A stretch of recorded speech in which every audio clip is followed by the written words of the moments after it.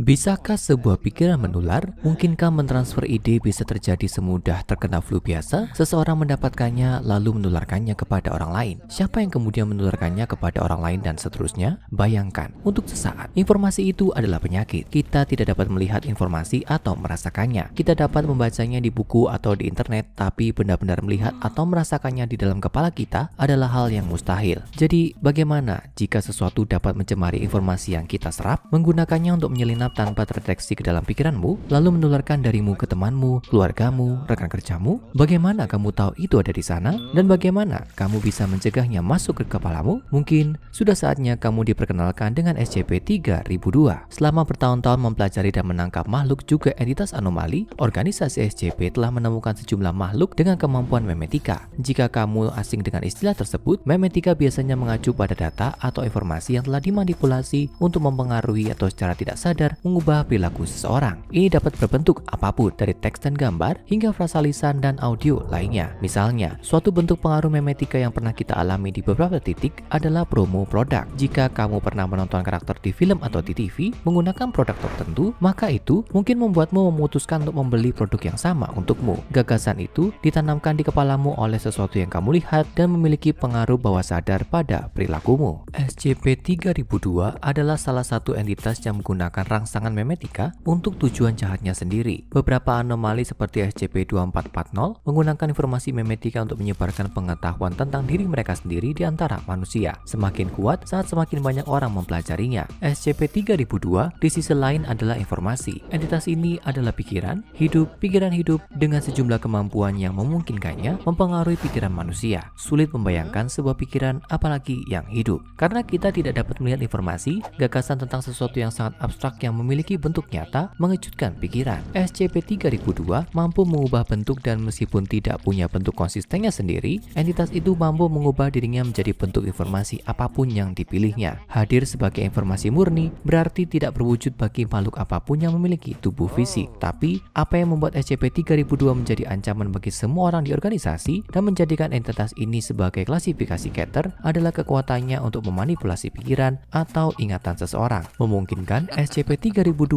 untuk secara langsung memasuki pikiran manusia. Bergerak secepat pikiran menuju otak, entitas hampir tidak mungkin untuk dibunuh atau ditangkap. SCP-3002 dapat menyebar seperti penyakit melalui populasi manusia, menyerang pikiran baru dan mengendalikan korbannya. Menurut penelitian organisasi, hanya ada satu cara untuk menghilangkan pengaruh SCP-3002.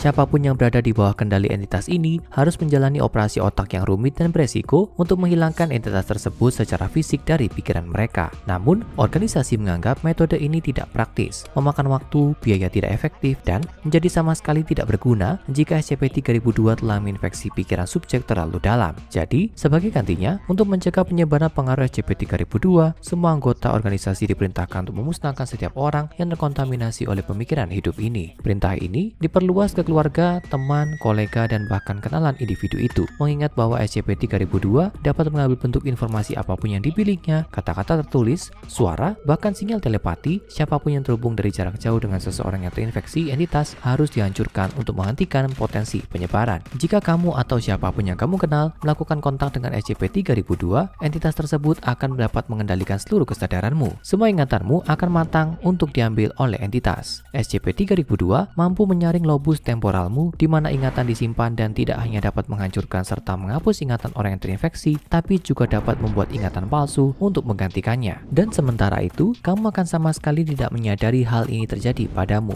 Dilucuti dari semua naluri bertahan hidup alamimu, sementara SCP-3002 menjalankan kerusuhan di otakmu. Saat ini, tidak ada batasan yang diketahui seberapa banyak pikiran seseorang yang dapat ditiru, ditulis ulang, diubah, atau dihapus oleh SCP-3002. Ketika entitas mengubah salah satu ingatanmu, memori itu akan menjadi tambahan dari SCP-3002. Dengan kata lain, itu dapat menanamkan dirinya di setiap momen dalam hidupmu, menjadikan dirinya bagian dari semua yang kamu ingat tentang masa lalu pribadimu, dan bahkan bagian yang tidak bisa kamu ingat. Setelah SCP-3002 menyebar dengan sendirinya ke setiap informasi yang tersimpan di dalam otakmu, tahap infeksi berikutnya dimulai dan SCP-3002 dapat mengambil kendali penuh atas tubuh seseorang. Sama seperti sebelumnya, ini bisa terjadi padamu tanpa kamu sadari. Biasanya, ini tidak banyak terjadi, dan korban yang terinfeksi akan menjalani kehidupan sehari-hari mereka bertindak tidak berbeda dengan biasanya. Itu sampai SCP-3002 mendeteksi target baru yang belum terinfeksi. Ketika ini terjadi, setiap orang yang sebelumnya terpapar terpapar SCP-3002 akan secara kolektif mencari individu yang tidak terkontaminasi, menangkap mereka. Setelah ini terjadi, tentara yang terinfeksi SCP-3002 akan memaksa korban baru mereka untuk bergabung dengan mereka. Organisasi SCP menganggap SCP-3002 sangat berbahaya dan merupakan ancaman besar bagi organisasi mereka dan dunia pada umumnya. Karena SCP-3002 tidak dapat ditahan dan mampu beradaptasi tanpa batas, itu telah menghindari penangkapan atau pemusnahan dalam waktu yang cukup lama. Memiliki kemampuan untuk menyebar di antara manusia melalui informasi yang kita bagikan satu sama lain, ucapan, teks, email, panggilan telepon, informasi apapun, berarti bahwa setiap dan semua informasi berpotensi mengandung SCP-3002.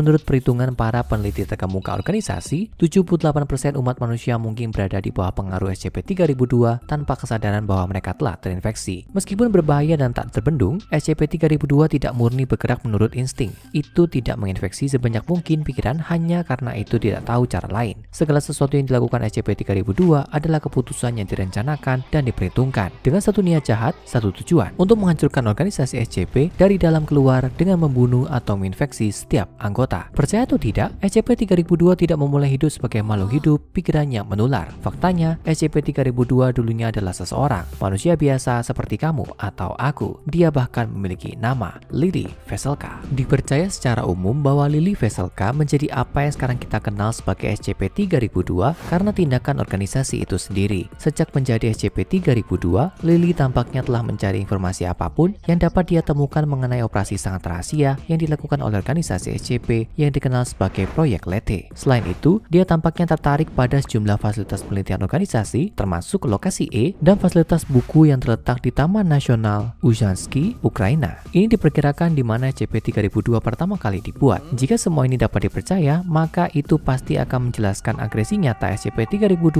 terhadap organisasi dan upayanya untuk menginfeksi anggotanya sebagai tindakan balas dendam. Setelah proyek yang mengubah Lily menjadi pikiran yang hidup, SCP-3002 kemudian ditemukan oleh organisasi dalam bentuknya yang sekarang di Lembaga Pemasyarakatan South Rock. Penjara ini terletak di dekat Lafayette, Indiana. Dikunjungi oleh salah satu dokter, Daryl Lloyd, salah satu peneliti organisasi SCP. Psikiater penjara, seorang wanita bernama Dr. Susan Fairbank, adalah orang pertama yang menyadari efek kontaminasi SCP-3002 pada sejumlah narapidana di Lembaga Pemasyarakatan South Rock. Selama sesi dengannya, beberapa tahanan ini menyebut ingatan yang sama dengan Dr. Fairbank. Deskripsi memori dari masing-masing narapidana mengikuti struktur yang sama. Tahanan ingin berjalan-jalan melalui hutan dengan sahabat mereka pada saat itu. Detail ini, sahabatnya, kemungkinan besar adalah SCP-3002 sendiri, meniru sosok dari ingatan masa kecil masing-masing narapidana. Pada titik tertentu dalam ingatan bersama yang keliru ini, semua tahanan ingin bertengkar dengan teman mereka. Belakangan diketahui bahwa sosok ini adalah Lily Veselka, mendekati individu yang terinfeksi dalam ingatan mereka untuk mengajukan pertanyaan tentang proyek yang mengubahnya menjadi SCP-3002. Seringkali menuntut untuk mengetahui apa yang Anda ketahui tentang saya atau apakah proyek sudah selesai. Organisasi mulai menyelidiki hal aneh dari memori yang dibagikan dan anomali ini setelah Dr. Susan Fairbank membagikan temuannya di papan pesan internet, menjelaskan apa yang telah dia saksikan kepada pakar psikologi lainnya. Pada awalnya, Dr. Lloyd, peneliti organisasi, dikirim ke South Rock untuk mengumpulkan lebih banyak informasi, menyebut situasi tersebut sebagai penelitian prioritas rendah.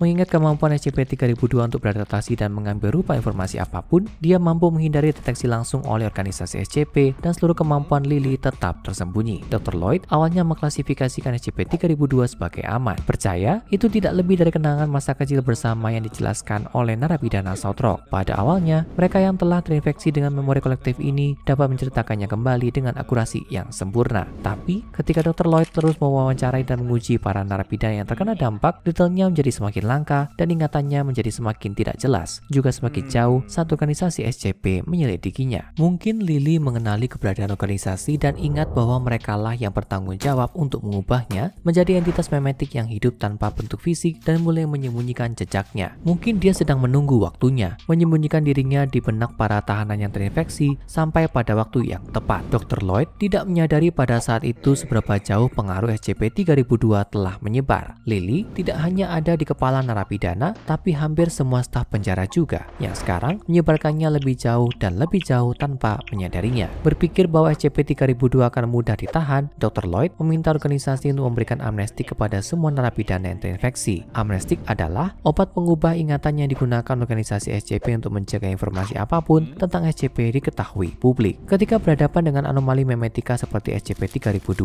atau SCP-24 SCP-4840, amnestik bisa sangat berguna dalam menghilangkan ingatan seseorang tentang SCP-Memetica. Dr. Lloyd berharap bahwa ini adalah kasusnya di South Rock. Masih berpikir SCP-3002 tidak lebih dari sebuah anomali memori bersama yang dapat dihapus. Namun, menghapus ingatan palsu yang ditanamkan Lily pada para tahanan tidak akan menghapusnya dari semua ingatan mereka yang lain. Selain itu, salah satu narapidana yang terinfeksi tidak diberikan amnestik dan dibawa kembali ke organisasi untuk observasi. Dari sana, pengaruh SCP-3002 dapat menyebar seperti penyakit melalui jajaran anggota organisasi sendiri, tanpa sepengetahuan atau deteksi mereka. Setiap orang yang pikirannya dapat dimasuki oleh SCP-3002 tanpa disadari menjadi pembawa pikiran yang menular dan hidup. Tidak diketahui secara pasti berapa banyak anggota organisasi SCP yang berada di bawah kendali SCP-3002, memberikan Lily akses ke banyak informasi rahasia dan rencana yang disembunyikan organisasi. Tidak peduli berapa tingkat izin yang dibutuhkan seseorang untuk melihatnya. Jika itu informasi, itu cara lain untuk menyebarkan SCP-3002.